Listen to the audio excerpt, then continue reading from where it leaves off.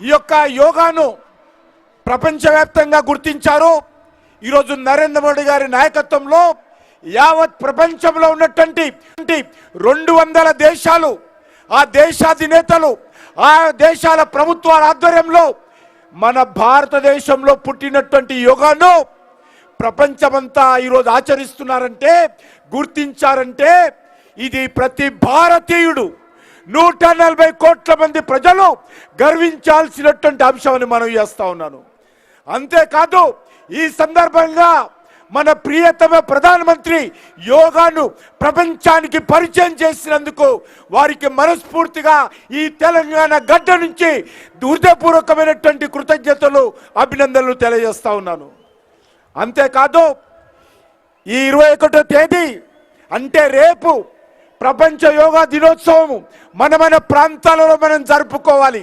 ఈరోజు 24 hours count down ఇక్కడ నిర్వహించుకుంటున్నాము.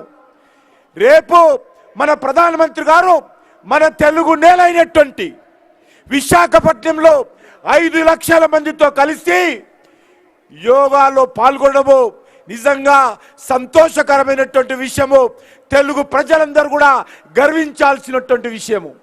అందుకే ఈ యోగా ఈరోజు ప్రతి ఒక్క వ్యక్తి కుటుంబంలో, ప్రతి వ్యక్తి జీవితంలో భాగం కావాలి.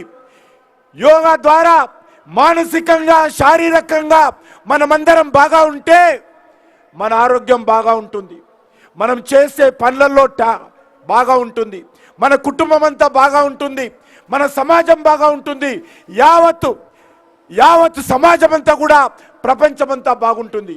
అందుకే ఈరోజు ఎవరికి వారే డాక్టరు.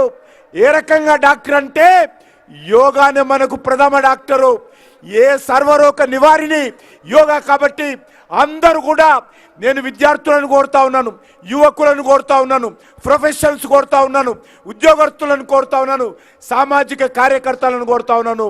మీరు యోగా పాటించినట్టయితే మీ జీవితంలో మెరుగైనటువంటి ఫలితాలు వస్తాయి. దాన్ని ఆచరించాల్సిందిగా మీ అందరూ కోరుకుంటూ, ఇప్పుడు మన రాష్ట్ర గవర్నర్ గారు మనల్ని మార్గదర్శనం చేసిన తర్వాత అందరము వారి సందేశం అయిన తర్వాత ఎక్కడికక్కడ మనమందరం కూడా అతిథులతో సహా మనమందరం యోగా చేద్దాము. వారు మాట్లాడిన తర్వాత యోగా కార్యక్రమం కొనసాగుతుంది. ఆ తర్వాత జాతీయ గీతంతో కార్యక్రమం పూర్తవుతుంది. కాబట్టి అందరూ కూడా ఆ దిశలో సహకరించాల్సిందిగా కోరుకుంటూ, వాలంటీర్స్ అందరూ కూడా యోగా చేయించాల్సిందిగా ఈ యొక్క డెమోన్స్ట్రేషన్ ప్రారంభమైన తర్వాత ఎక్కడికక్కడ యోగా చేయాల్సిందిగా కోరుకుంటూ సెలవు తీసుకుంటున్నాను. ఈ సందర్భంగా యోగా సంఘాలకు, విద్యా సంస్థలకు, వివిధ కేంద్ర ప్రభుత్వ, రాష్ట్ర ప్రభుత్వ వివిధ డిపార్ట్మెంట్స్కు, అధికారులకు, వేదిక మీద ఉన్నటువంటి గౌరవ పెద్దలందరూ కూడా ధన్యవాదాలు తెలియజేస్తూ సెలవు తీసుకుంటున్నాను. భారత్ మాతాకి, భారత్ మాతాకి వందే వందే. జై హింద్.